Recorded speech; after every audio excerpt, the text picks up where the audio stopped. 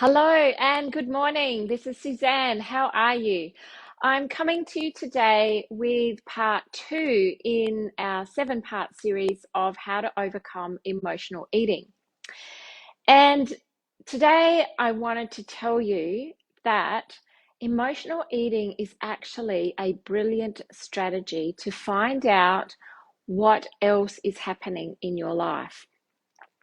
So, all of our behaviors, all of our emotional behaviors around food, around emotional eating, binge eating, or overeating are actually, there's a reason for that. There's a root cause, and it stems from the psychobiology, which is the psychology or the biology or both. And so there's always a reason why we eat emotionally. It's actually built into our system.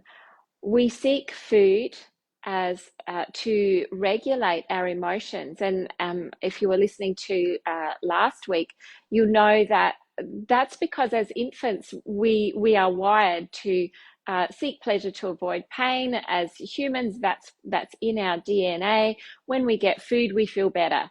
And that is totally set up as soon as we are born. And there are lots of other, things that go with that, which is comfort, safety, security, warmth, love, all of those things. Food simply just makes us feel better.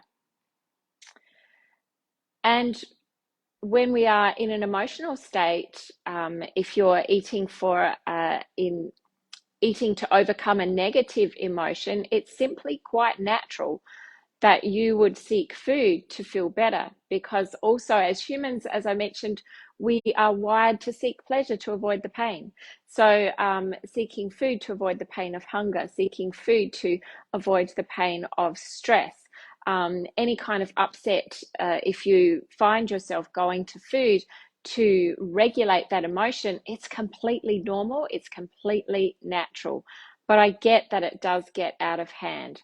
So, but it's interesting to know that food is the fastest regulator of emotion on the planet. It's better than any medication. So, and we're just wired to do that, and that is what we do. What I want you to think about, and this is how I work with my clients, is to find out, well, why is there an emotional upset in your life? What has caused that? And you know that the food is making you feel good for an instant, a nanosecond. But then typically, if you're eating to soothe a negative emotion, you don't feel so good afterwards. There comes all this negative self-talk and self-attack, which just goes into this nasty cycle. And this is what I work with my private clients, is we get to the root cause. What is really going on? What is driving you to eat in ways that are unhelpful? Is it just simply the way that you're eating? Are you not feeding yourself enough food? That's the biology of the body. It just kicks in its natural survival response and will do what the body does. And even though consciously we want to make some changes, unconsciously the body's going, this is the way we've done it. There's habits that form over time. You need to self-soothe, and that's the only way you know how. So we work on, well, what is it? How is it that we can help you to self-soothe? And what is the negative emotion that you're carrying that is driving you to eat in ways that are unhelpful? So it's part of emotional eating is part of self-inquiry. So, or I should say, self-inquiry should be a part of listening to the cues, finding out and asking yourself some more questions rather than just going into old habitual behavior and repeating a mindless habit or a mindless behavior. Stop and step back and think about it and go, okay, well, what is this? Where is this coming from? Generally we will eat to comfort ourselves because there might be a relationship issue. There might be just a past thought, a negative thought of a past occurrence just keeps coming back. There might be disappointments. There might be anger You simply may be bored. And that's a question too to ask yourself. Is there something else that I could be doing? Am I really hungry for food? What am I really hungry for?